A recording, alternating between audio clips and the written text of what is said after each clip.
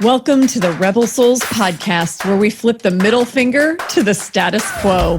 I'm your host, Shelley Paxton, lifelong rebel, liberator of souls, and author of Soulbatical, a corporate rebel's guide to finding your best life.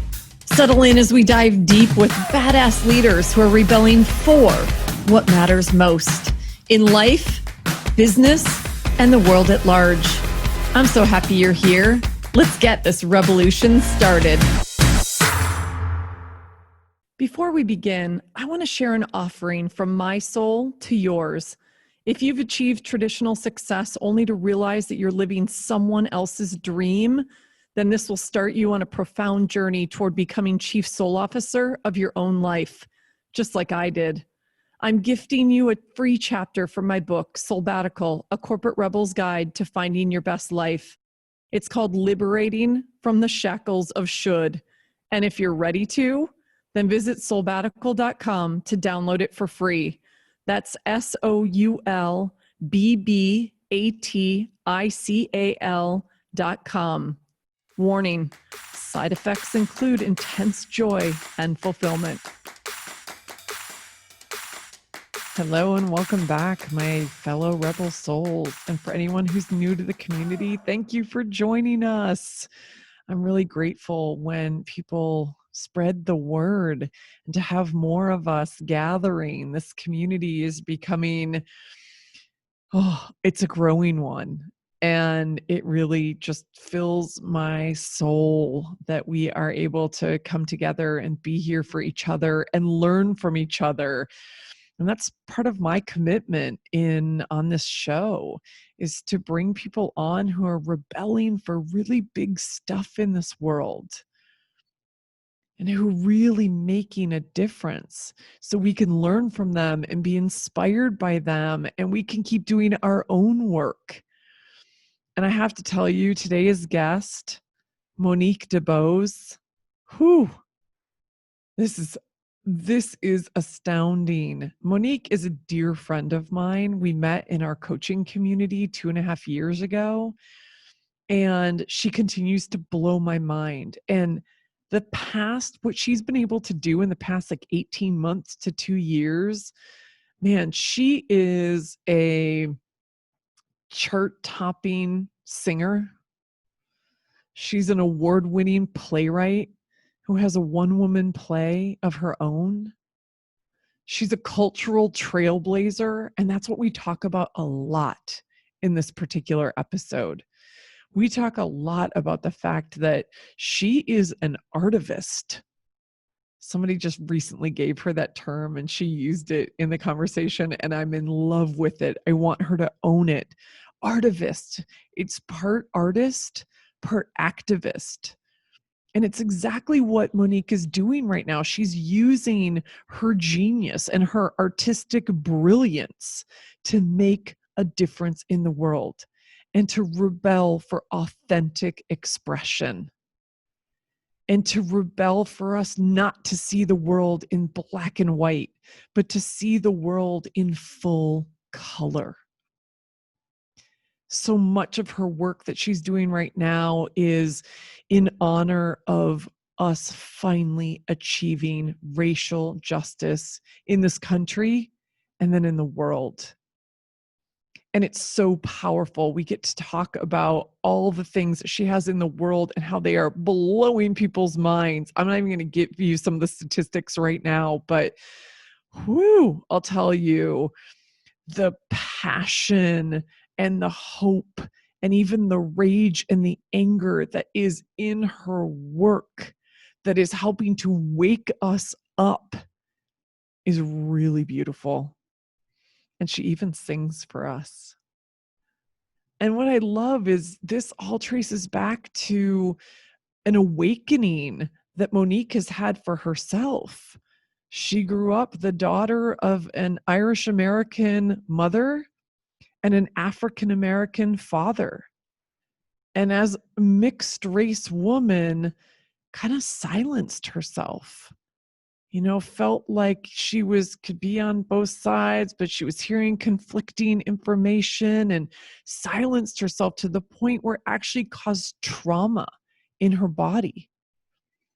And when she was awakened to that trauma a few years ago, she started to have a dialogue and to get into relationship with her body and listen to it. And it was asking her to step into her voice and to express herself authentically and stop compartmentalizing everything. And then she would be free. And that's where the work that we talk about comes from. It is so beautiful. And she even sings for us. It's really amazing, you guys. This is one of those conversations. It will get you fired up.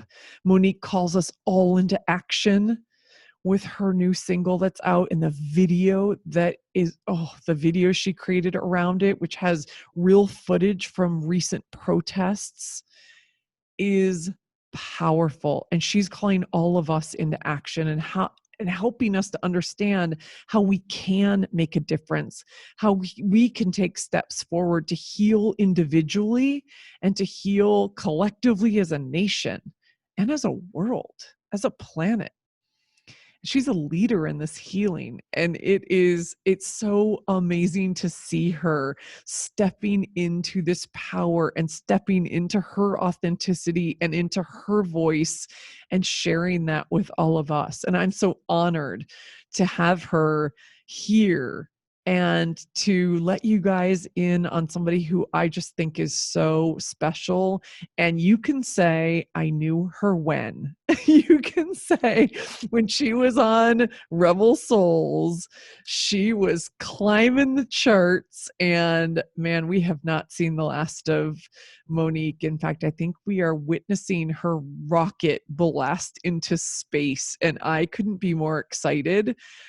So yeah, sink into this. And before we get into the conversation, I want to read you guys a quote. It's actually a quote that Monique put on a Facebook post recently. It was right after the murder of George Floyd, and she had kind of improvised this very, very emotional song that was built off of Marvin Gaye's Makes Me Wanna Holler. And she talks about it in our conversation. And it woke her up to the fact that her artistry, her artivism, can help move things forward in the world.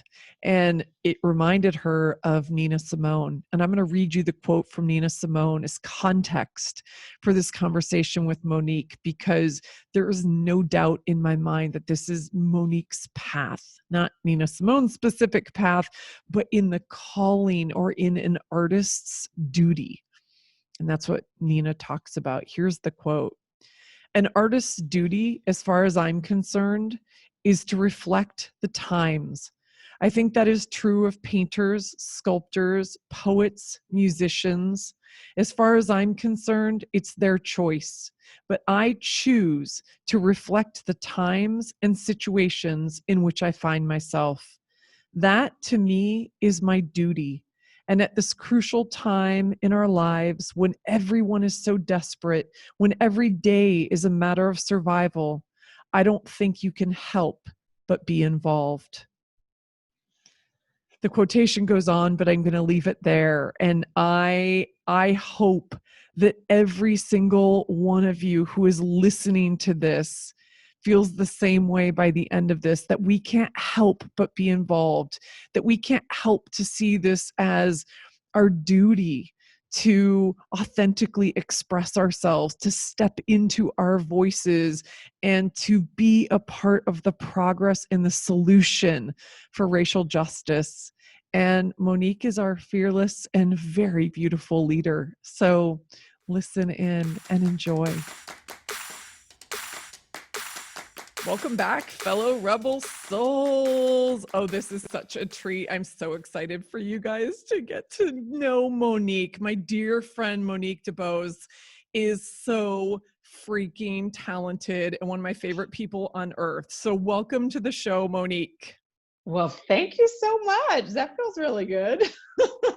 I'm Oh, happy to be here. I'm really proud of all the amazingness you're putting out into the world. So it's oh, girl. exciting. I'm just trying to catch up with you. Hello. Like, can we just talk? We're going to spend like the next 45 minutes to an hour talking about all of the amazingness that you've been putting out in the world for the past like year and a half, 2 years. I mean, it's blowing my mind, especially what you're doing now. I mean, honest to God. So thank you for saying that. I receive it. And I'm looking at you like, how do I get there? Really? I'm going to say yes. Thank you. Oh my God. Thank Own it, you. own it, own it, own it. Okay, Got it. this is going to be so juicy. I can't wait to dig in because of all the people I know, like you are putting so much out into the world at such a pivotal moment in our history. So Yeah. I'm going to ask you, because I know my signature question sets you up for everything we're going to unpack. Monique, what are you rebelling for? Well, I am rebelling for everyone to have a seat at the table. I am rebelling for everyone to be able to own all of who they are, their brilliance, their everything, and that there is space for it in the world. And I am owning that we move from seeing things in just black and white and very binary to seeing things in like full color, like owning everything about ourselves. That's so powerful. And that feels like an amazing summary of the journey that you've been on. Is that how you view it?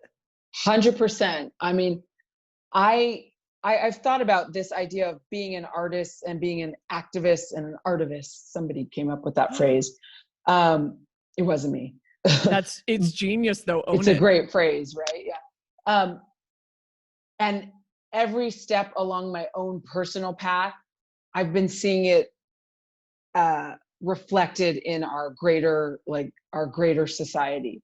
So the fact that I was born to a white Irish American mother from upstate New York, whose father, my grandfather, has a plane in the Smithsonian because it was the first plane to break this, or the first jet to break the sound barrier. And then my dad, who's African American from the segregated South, who was the first in his nuclear family to graduate from college. Like, being from these two unique worlds, two very American worlds, I am constantly in this space of unpacking what it means to be a mix of cultures and how to own your voice fully in standing in that mix in all of it. Because I feel like so much of what's happening in our world in this moment, and it's been happening since the beginning of this country, but what's been happening in this moment, the next iteration of it, we need to be able to make space for everybody. Like, everybody needs a seat at the table. I love those words that you use. We have to shift from seeing things in black and white to seeing things fully in color, or in full color, I think you Yeah. said. Whew, like that landed. And it seems to me like I want to talk a little bit about your background, like your childhood, growing up as a mixed race girl, growing up Mm-hmm. with this Irish American mom and an African American dad. What was that experience like? Because I can only imagine it's like, well, I don't quite fit here and I don't quite fit here. And I know this leads to what we'll talk about later, your Mulatto Math and your amazing one woman play. But I'm just Yeah. curious, like, set the context for us. What was it like growing up with kind of that black and white binary view? Sure. And I have to say, before I talk further about this is my experience. Hmm. There are many mixed race people who have a very different and their own unique experience. So I do want to put that into the space because, I can't speak for everybody. Like, people say, being black is not a monolith, being mixed is not a monolith, being white Yeah. is not a monolith. Yeah. So we've got that.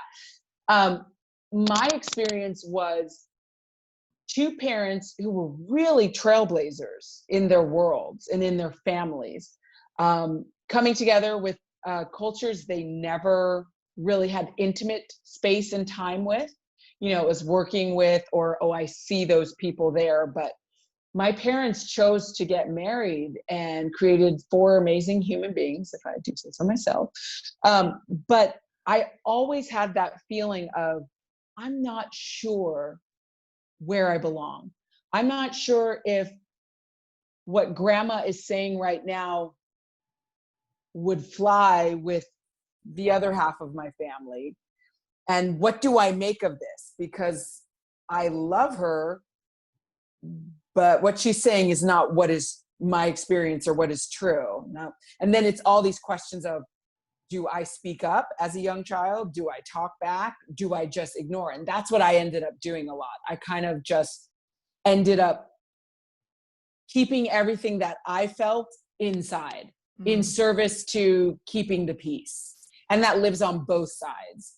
And then there were moments when it was like, oh, I could totally lose my outside self and just be the soul that I was, and like jam out and dance my butt off on New Year's Eve at my Irish family's New Year's Eve party, listening to Benny Goodman and just, swinging and playing. And then also I could like just play and hang on the porch with my grandma and granddaddy at like dusk with their neighbors on the porches in Wilmington, North Carolina, talking to each other, just shooting the shit and talking about like what it means, not explicitly what it means to be Black, but in that experience. So there were moments where my soul just got fed fully, independent of my outside appearance, I guess is the best way to say it. Yeah. Well, and I remember, I think this was on social media. I don't think you told me this personally, but on social media, did you tell a story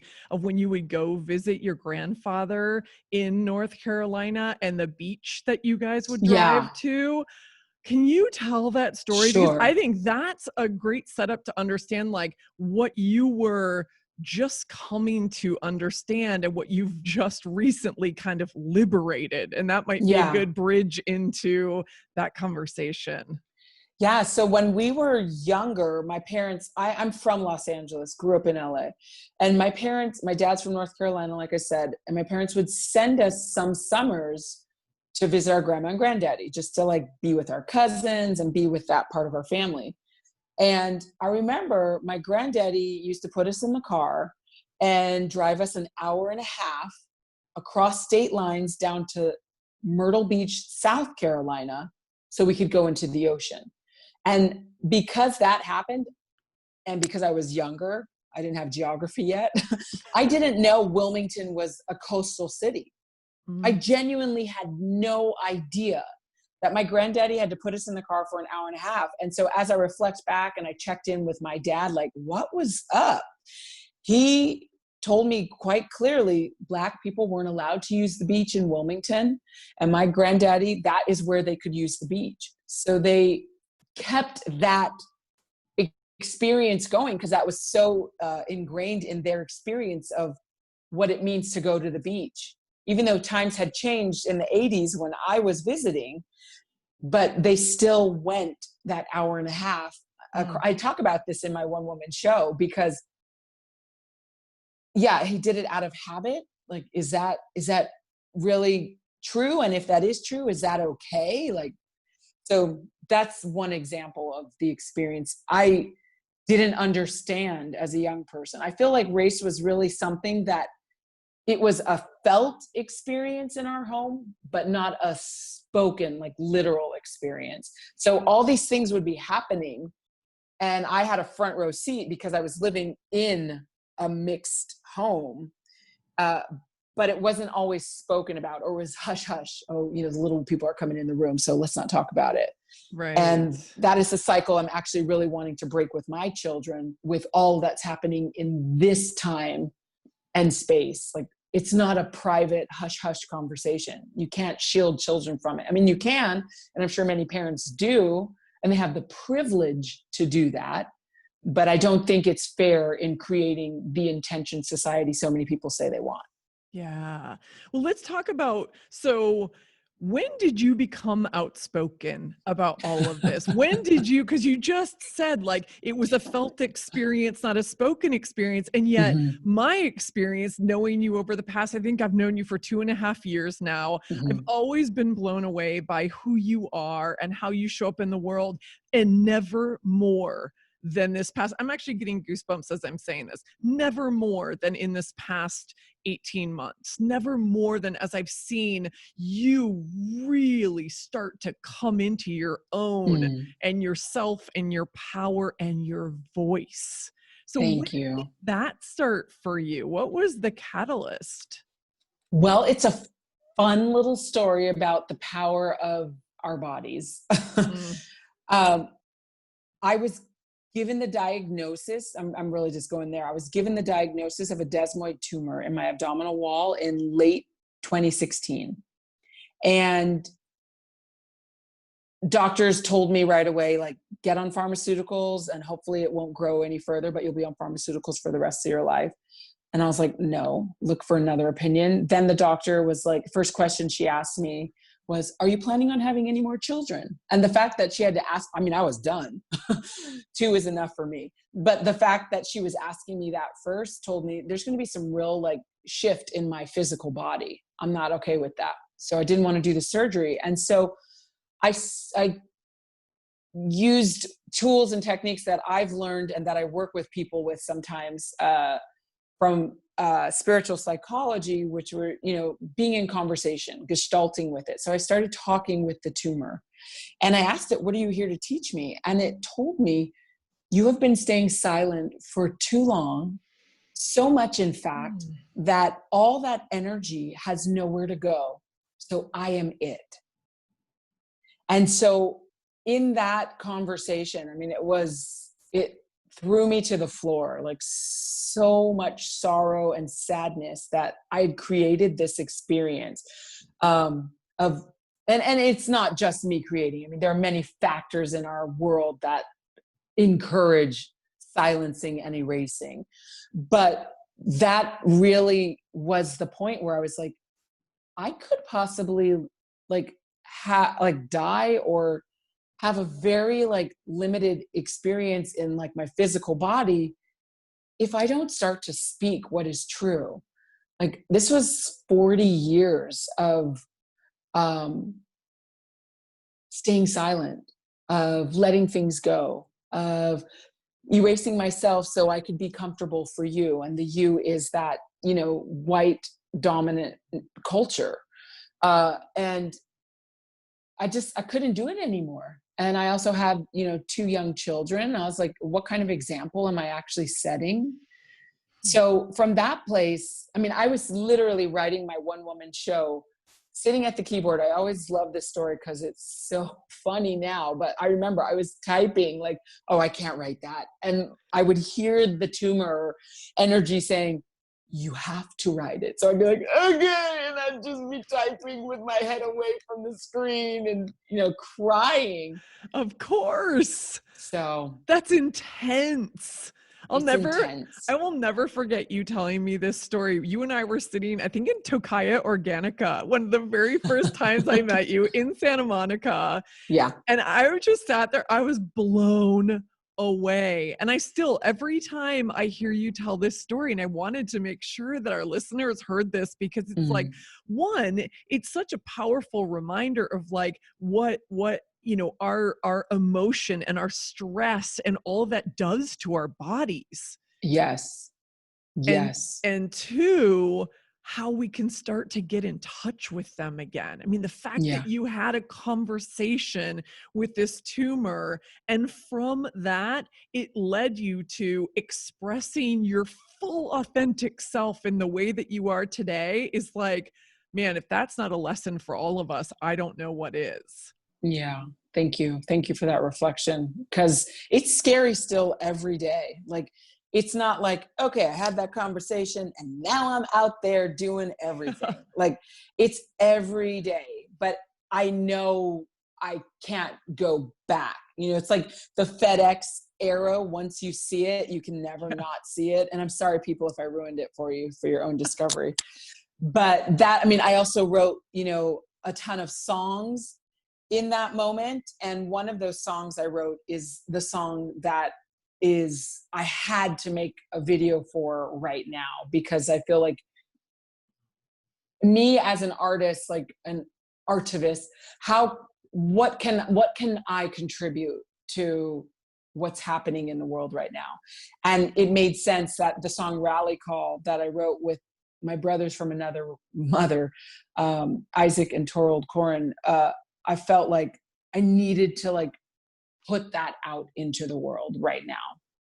Yes. And so, and can we just celebrate? You told me this news and we were off camera, and I just want to say this out loud. And like, I wish I had a bottle of champagne to pop for you right now. 100,000 views. yes, in less than a week. In less than a week. You guys. That's exciting for an independent artist. Okay, you're being extremely humble, because the other thing I want everybody to know is that Monique has debuted on the iTunes Jazz charts at number 2 before. So she's being extraordinarily humble about her talent. And yet, what I think is so brilliant is something that came from within you.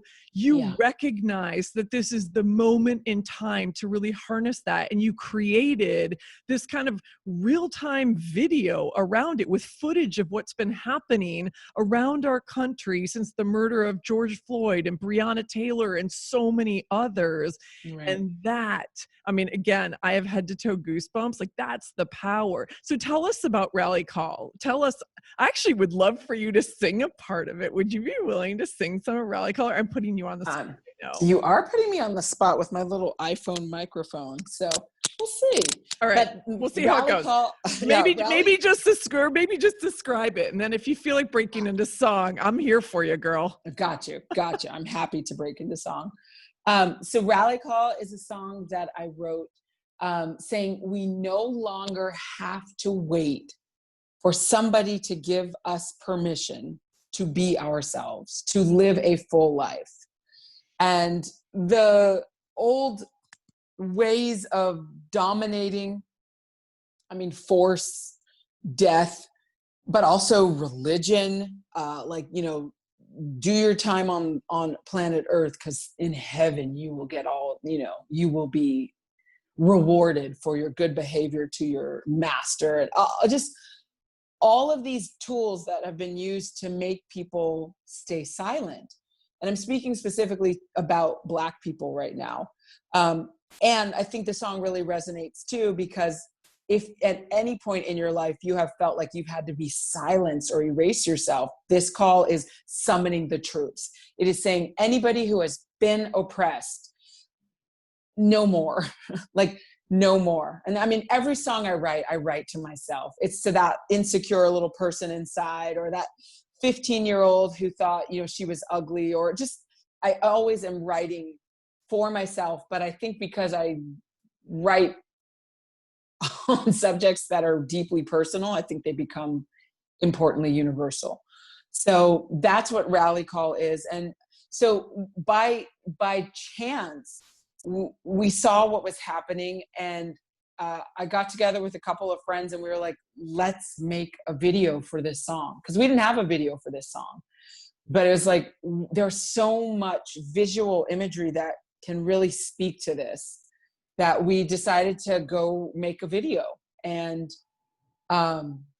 I'm really proud of it. Ooh, I'm so happy to hear you say that, because if you didn't, I was going to come reach my hands through there and shake you by the beautiful animal print shirt that you're wearing and just say, girl, this is amazing. And I have to tell you, so not only that you secured some real footage from the protests that are happening around this country today, or leading up to today, but also the footage of you that I presume that you guys filmed. I feel you. I feel your rage. I feel your passion. I feel your hope. I feel all of it. So Whew, I'm going to make sure that we put a link to all of this in the show notes because I want everybody to go and watch it. And you've got a great hashtag. It's hashtag join the rally call, right? Yes, right. So what are thank you we for that. joining? What are we joining? What do you want us to do? Let me Because show you what joining the rally call actually means. Yes.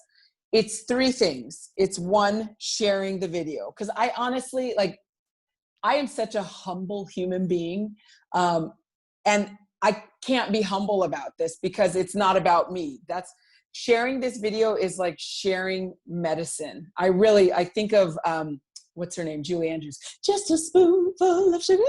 All that. Like, Yes. This is medicine, and the music and the, you know, the pretty lady, and that is the spoonful of sugar. But this is medicine. So joining the rally call is number one, sharing the video. Number two is voting or making sure you're registered to vote. And getting people in your family who want a better world, a world that is more about being equal and having justice for all, like we say in our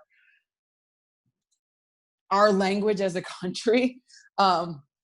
Like, vote. So that's step number two. And then step number three is educate. So share, vote, educate. And educate means educate yourself. Like, we all went through school, most of us, the way school's curriculum have been structured, learning very little about the truth of our country. And this is not to like shame or make wrong those of us who don't know that knowledge, which is majority of us. Yeah. It's to say, hey, take a moment and really educate yourself, because what is being, you know, shared is not real. It's not true. Like, let's make the picture a bigger, more full, more filled in picture so that we actually have something that we can work from. If we're not working from truth, we're really working from like a faulty foundation. So if we can at least, even though it's painful, even though it brings up shame, even though it brings up like guilt, even though it might bring up, you know, disappointment, devastation, if we have truth that we're working from, oh my gosh, what can we create together? It's anything is possible. Well, and anybody who knows me and follows me, listens to this podcast, you know, just follows me on any channel, knows that I've really been digging and doing the work, because I was definitely one of those people who, and by the way, I don't say that to pat myself on the back. I'm saying that because I'm experiencing all of the things you just said. So in educating myself, I'm feeling shame. I'm feeling complicit. I'm feeling embarrassed. I'm feeling all of these things because I guess I didn't realize like how much my silence, my own personal silence and my own personal miseducation was feeding, you know, me kind of just rolling over. Right. Yeah. And being a part of the system. And so I'm feeling that. And I've been trying to feed that to, you know, my community and my friends and just say, hey guys, it's not going to feel comfortable in any way, shape or form. So thank you for reiterating that. I have to tell you the most powerful work I did, not only just learning from all of my friends, and thank you for being one of my educators through through your work, your art, and just how you're showing up. And also through books like Me and White Supremacy, and answering some of those questions where you just go, whoo, there's many a night I kind of sat and went, I got some work to do, man. Like, yeah. So I love this 3-step thing. I love it. So share, vote, and educate. That's how you can hashtag join the rally call. I love it. I love it. And and I invite everybody who's listening to this to please share the rally call video so that we can help others like kind of come alive to the possibility of, you know, Monique, what you are inviting us to do. And it is your work that's inviting us to do this. And I just think I love that you are getting the reaction that you're getting. I love that people are just in a week over 100,000. I mean, okay. What? Honest to God. Well, okay, so I'm going to say this. I'm not surprised. And you know why I'm not surprised? I'm surprised. I'll say it. I'm surprised. Okay. Because I lived my whole life and I know like I know my whole journey in that way. So go on. I'm listening, woman. Go on. So okay. You may know what I'm about to say. So Tell in me. the midst of we were all in quarantine. So we were all Mm-hmm. kind of just already experiencing the angst of quarantine. And then the murder of Brianna and George. And I will never forget when you just from the depths of your soul, I think spontaneously Mm-hmm. recorded, what was it called? Want to make Oh, me I hoover? mean, it was an improvisation. I was just Yeah. so distraught. And I honestly started recording because I was going to share it with my sister. Mm. And then after it finished, I was like, oh, this is medicine. Again, it's not about me. And it's not about like, oh, watch me do me. No, I was like, this can feed and do some like positive healing. I started singing Marvin Gaye's album, What's Going On, is one of my favorite albums. Like I just sometimes will set aside a couple of hours and start it and let it go all the way to the end. I love doing that the most, sitting in sunshine. Like that's one of my things I do. But so I think I started off with Makes Me Want to Holler. And that's from a lyric from that album. And then from there, I just like the grief, the rage, the sadness, I don't understand, all of that just poured through. I have 2 boys, and thinking about my boys and their friends, and what mothers have to walk around every day feeling. Like every mother walks around. One person described it beautifully, giving birth or having children is like wearing your heart on the outside of your body. Ooh. And I love that. And that is so vulnerable in itself. But imagine that you don't have to imagine, but like you live in a system and a society that has outright said, your heart is not important. Your heart is less valuable. Your heart is disposable. Like what a mother must walk through, feel every day. It's intense. So in that moment, it all just hit me. And that is what that improv is. And that improv like got a lot of energy and attention. Yeah. Well, and that's why I'm bringing it up. One, because it was another gift to all of us from you and just from, wherever that came from the depths of your soul. We could feel it.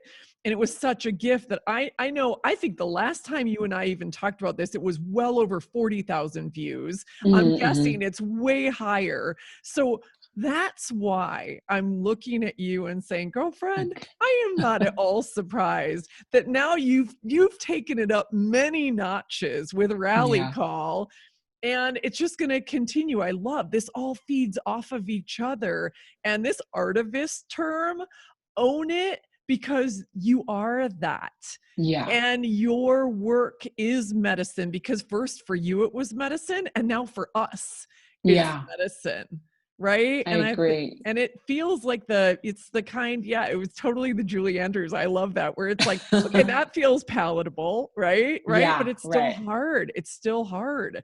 Well, speaking of that, I'm working with a group of 30 African-American coaches and leaders right now. And we talked about that video in our last call. And some people said, and I hadn't even like considered this. Some people said, I couldn't watch your video all the way through the first time I attempted. Like it brought up so much sadness, so much anger, and I didn't want to get lost in that. And so, I feel like it is medicine. And everybody has to go at their own pace, but just know that we're all going. Like you can walk slow, and this is for everybody now, not the person who shared that, but like you can go slow, but we're all going in this direction. Yeah. Well, that's the call, right? The Yeah. call is like, we can't keep standing still because we've been standing still for way too fucking long. Yeah. Yeah. That's Yeah. it, right? And so Yeah. thank you for helping to pull us forward and propel us forward, especially if I can speak for my, my white family, right? Yeah. I think it's so powerful. So I don't want to leave the conversation of your music yet, because I do want to talk about Mulatto Math and your one woman song, Sure. all the fabulousness. So I want to say, rumor has it that one of your songs is up for, or in Oh. contention, in contention.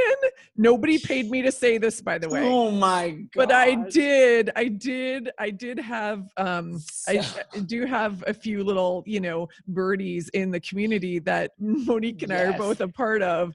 So is it one of your songs is in contention for a Grammy nomination? Is Well, that let the me, again, going back to my humbleness now. So this song in particular, that was the champagne cork popping right I there. know, exactly. That was me trying to avoid the light rays that are following me in the Yes. house. I'm like, whatever, I just gave up. So there we go. Rally call and its video. I felt so strongly that I reached out to my community. I feel so fortunate that I have been blessed to know some amazing, accomplished musicians who were able to help guide and shepherd me in getting Rally Call into the nomination process. Nice. So who knows, if it will actually receive a nomination, but the fact that I was able to call upon people who are, further along in their careers and who were so willing and saying they wrote, I'm not saying their name on purpose just to be, kind, or maybe they don't want that exposure, but they literally wrote to their management team and said, this is why I make music, for music to like make a difference in the world. So please help her move this through the process as best you can.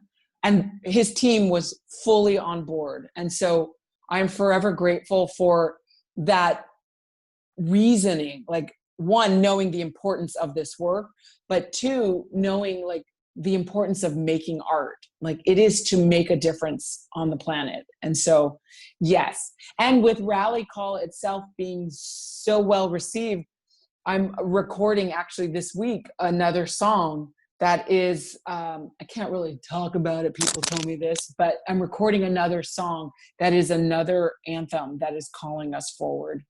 Honey, you are in all the glow right now. I know, exactly. This is a whole new experience recording at this hour when it's like the sun is full on in the western view, but that's okay. Whatever. It's my spotlight. I'm going to own it. Own it. I'm going to own but it. so Exactly. Another song is being recorded right now, and another video is in conversation for like what we can do to really create something beautiful. I'm so excited. And this is like the momentum feeds off itself. And just right. by the way, to your point about the people who helped you get Rally Call into this consideration process, I mean, amen. Because if we're not here to hold the door open for each other, what the hell are we here for? Yeah. Yeah. Thank you so much for that. Yeah. I'm forever grateful. And it really taught me a lesson, that oh God, what is the lesson? How do I language this? That my art, if I can really let the art do its thing, it makes a difference in the world. Yeah. That was a very powerful lesson, because I was holding space of like, well, I could ask, but he's really accomplished and he's really busy, and I don't want him to think I like him because of that, because I really like him and his family. They're amazing people. But I also felt like this art really needed a platform.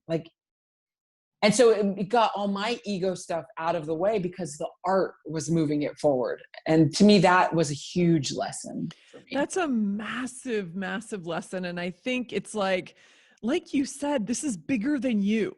Yeah, Right. absolutely. This isn't, yes, it came from you. Yes, it is tied to your own personal, story and journey. Yes, it's tied to your self-acceptance and stepping into your own voice and your own power. And yet it's so much bigger than that. Right. And so thank you for that, because the world does need to hear it. And I think also, another, maybe it's a sub lesson of what you just said. We just don't ask for help often enough. No, that's so true. I mean, we have a culture too that says if you need help, you are weak. Yeah. And if you can't pull yourself up by your own bootstraps, what's the point? Like you're a failure. And that's just not true. Like I'm really baffled, and I'm surprised, but I'm baffled that people are still pushing the same like self-destroying narratives. Like, come on, y'all. Like, we are a community, we are a collection, we are humanity. We can't see ourselves alone. So yes, we need help. That is just a fact. We were born on the planet with 7 billion at this point, 8 billion other souls. Like, we're here to be with each other. So yeah. And as that's a hard lesson to unlearn. Yeah, it's that is some serious conditioning that we all grow up with, right? Yeah. And there's nothing more powerful than our community. And you and I know that because we share a community, and we have many other communities. And I have never felt as held and supported as I do in our community. And I love that you can always tap into us because we are sharing and voting and educating. And I love that you can tap into your other communities as well. And they can open more doors. Okay, so before we leave music, I'm going to give you, go ahead. I just have to say, I would love to invite everybody to join the rally call. And I wrote an open letter, and it's on my website, and I'm sure that will be in the story. It will. But it's MoniqueDeBosemusic.com. And yes, please read that letter and join the rally call. Oh, thank you for mentioning that. We'll make sure that link is in the show notes. So the last invitation on the music thing before we shift to your theatrical genius is, did you want to sing something? Yeah, I'm happy to sing a little bit. Okay. So I'll sing the beginning of rally call. I'm in the fields. My body's broke, my spirit is tired. I need relief, but your God ain't the one who's taking me higher. So that's a little bit of it. It's a tiny bit. I love it. Thank you. Yeah. Thank you. You have such a gorgeous voice. I have listened to much of your music, and now it's like, I don't know how many times I've listened to Rally Call, and I'm just like, damn, this is my get fired up song now. Right.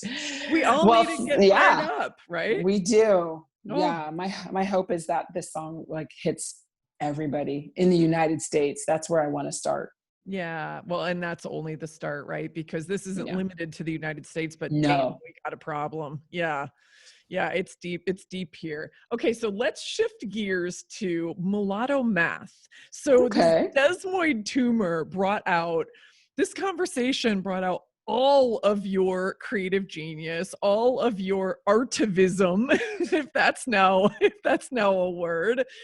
And I think, was it first that you started having this conversation and Mulatto Math started coming out of you, your one woman play, or it was simultaneous. Okay. It was simultaneous. I was writing music, and I was writing music as a standalone music project. And then I was writing Mulatto Math, which also includes additional music.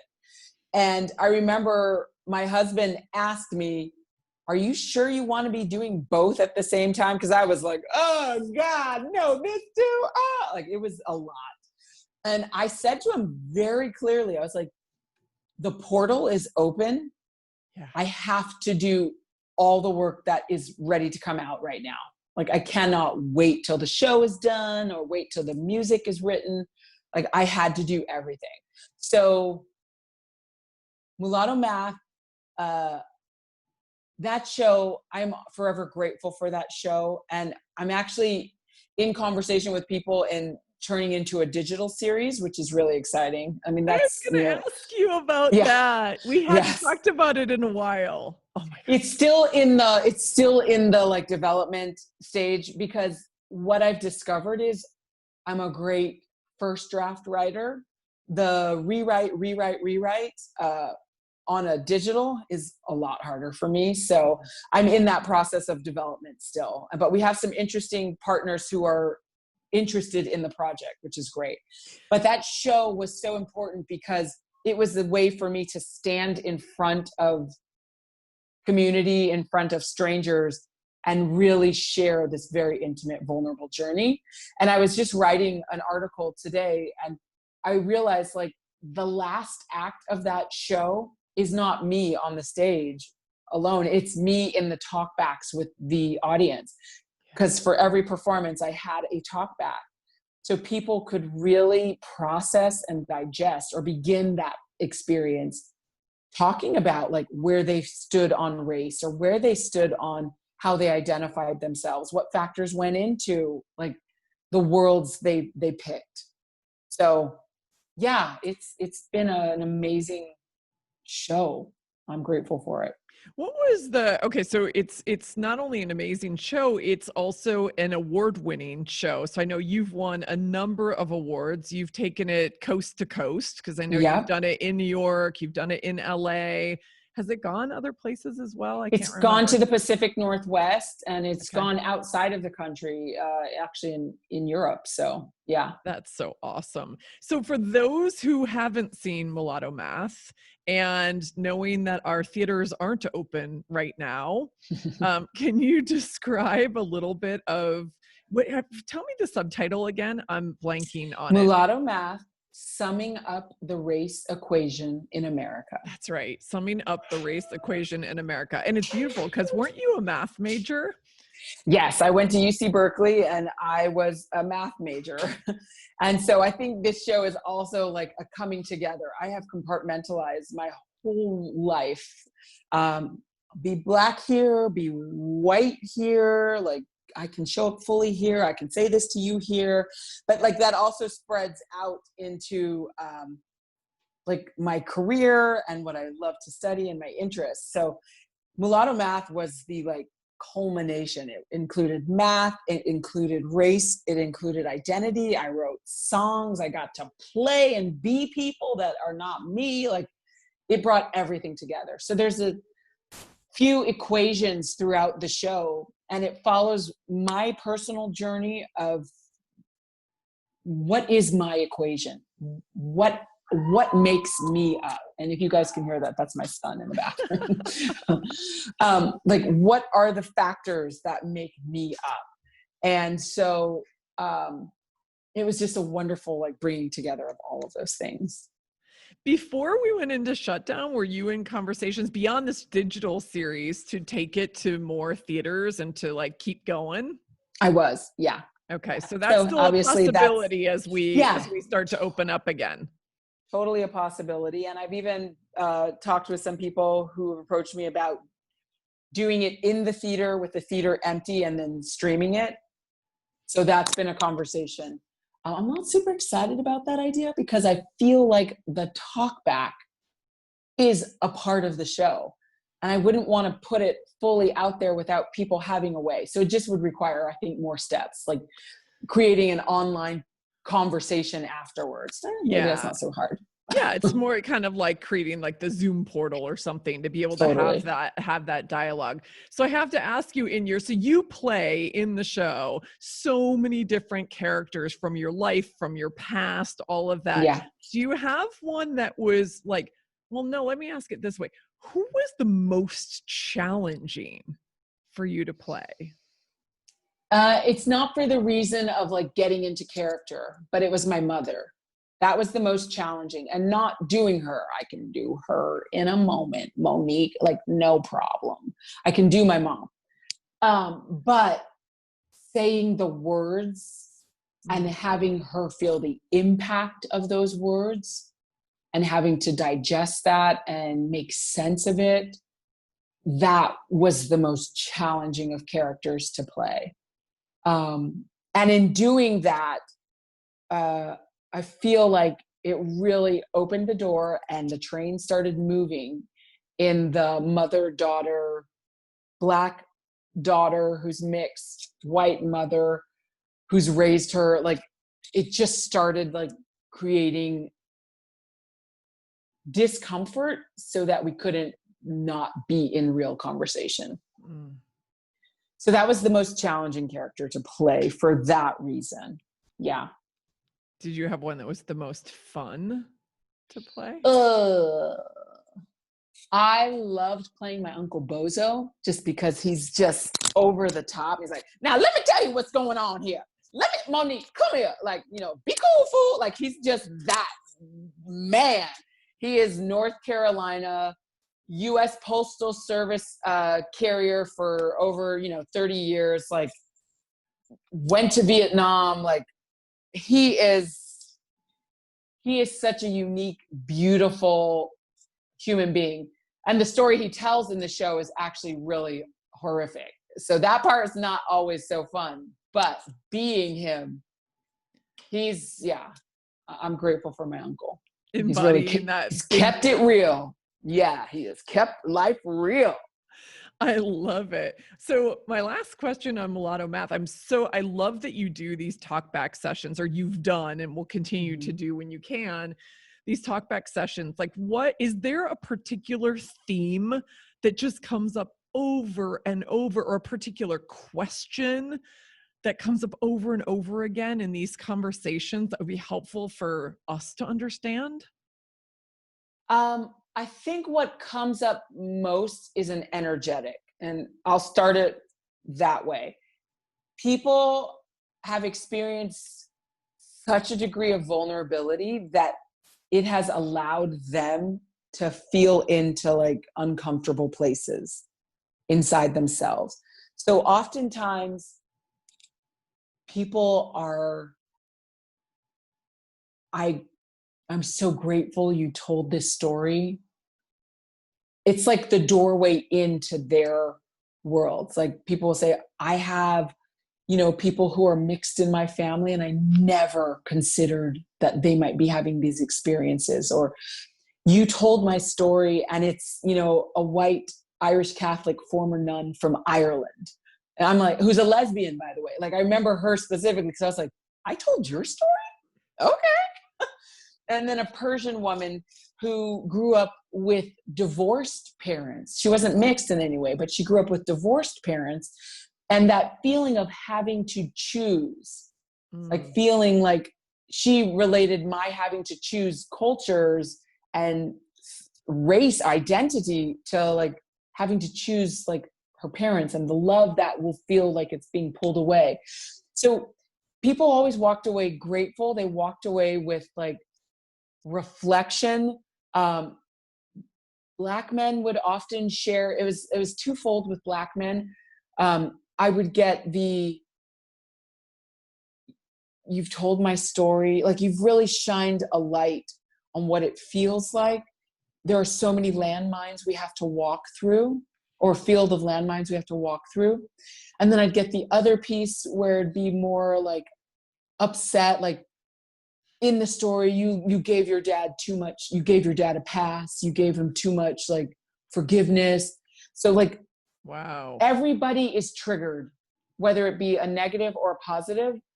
Everybody is energized and triggered from the show, and walked away with gratitude for the experience. Yeah. Oh, that's beautiful. Thank you for sharing that. I mean, I think the overarching, like the thread through all of this feels like, because you were able to go on this healing journey, like a very unique healing journey for yourself that literally started with this tumor, you're helping all of us start to go on our own healing journey, and this country go on a massive healing journey. Does it feel like that to you? Yes. As soon as you were speaking, what came to my mind is like this piece that the universe drops in every now and again, which is, you're here to heal race relations in America. I'm like, who are you talking to? No, I'm not. Like, I can't do that. Who am I? Like, all those, like, I'm one person, like all those things. And so when I can actually like make it a bite-sized piece, I'm aware that my work is contributing to that greater collective of those of us who are doing this work. Like, because I don't want to take on that by myself. Like, that seems insane. and no one of us can, right? However, I'm a big believer. I mean, you know, it's like I'm on a mission to liberate 1 billion souls. You're on a mission to help lead us on this healing journey. Of course, you're not going to do it on your own, but I see like your voice, the more you're owning it, the more you're putting out there, you are our leader.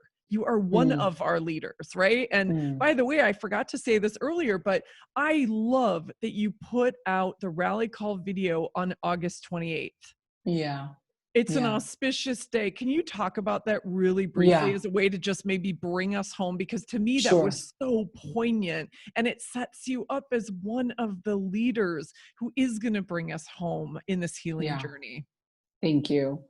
I received that. I received that. August 28th is such an important day in American history, and it feels like an honor that we released it on that day. Emmett Till, who was a young boy from Chicago, who went down to Mississippi to visit his family, much like I used to travel across the country to visit my family in the South. He was murdered. He was abducted and murdered by white men, I think 2 white men, because one of their wives said she whistled at him, which she later decided to tell the truth that that wasn't the case. But he was so violently murdered that his mother chose to have an open casket ceremony so that the world could see what had been done to her boy and what was happening in our country.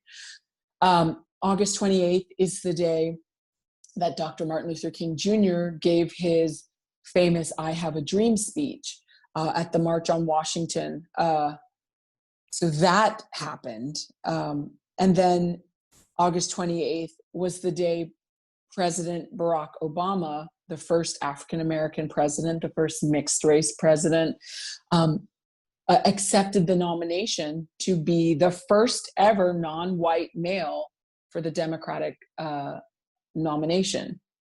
So there's quite a few beautiful and tragic things that happened on that day. And to be able to share Rally Call on that day really feels like an honor. Yeah. Thank you for sharing it with us. Is there anything else, like as we go on this journey with you, as we join the Rally Call, anything else you want to share with my listeners before I ask you to tell them where they can find you? Because everybody's going to be diving in. Yes. This is what I want to share with your listeners. Until we are willing to own all the parts of ourselves, we will never have authentic expression. We will never have true freedom. I mean that specifically to the individual, and I also mean that collectively as a society. Until we are willing to own that I am deeply insecure and I am deeply diva, like until I can make space for all of that in me, I will not be truly free. And as a nation, until we can own our violent history and our phenomenal history, only then will we actually be able to truly be a free nation. That's what I would love to leave your listeners with. Oh, our fellow rebel souls. Thank you for that. And by the way, thank you for modeling that. Because this is you even said it with Mulatto Math. It's like you had compartmentalized all of these pieces and now you're bringing them all together, and look at what it is opening the doors and the portals for you to do. Thank you. You're modeling it for us. So thank you for that. And now when everybody wants to dive into Monique DeBose, the artist, the musician, the singer, the oh my gosh, multi-passionate artivist. Right. Yes. Where can they find you? The best place to go is MoniqueDeBosemusic.com. Specifically, if you would like to, that is the best place to go. MoniqueDeBosemusic.com.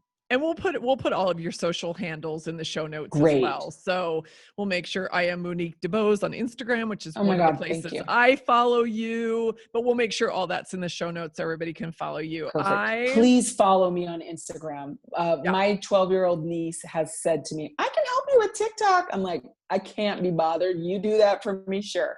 But Instagram is where I stop. So please follow me at I am Monique DeBose. And you're rocking it on Instagram. I'm like, I think I texted you today and I was like, damn girl, you got these hot photos. You're doing these reels. I can't even figure out reels to save my life, but I am not going to take us down that rabbit hole right now. Do not.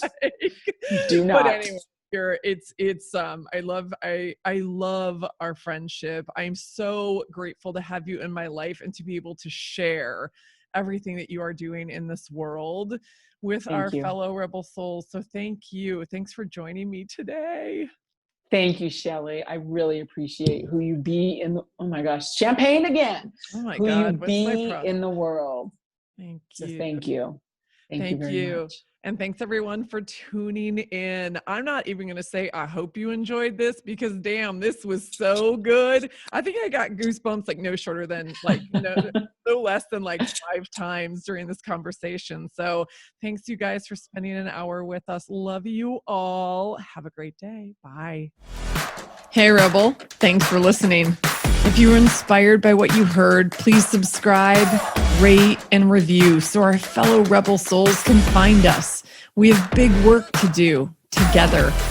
And if you want to dive deeper, head on over to my website at soulbatical.com and follow me at Soulbatical on Instagram. Until next time, stay bold, brave, and badass, and never stop asking, what am I rebelling for?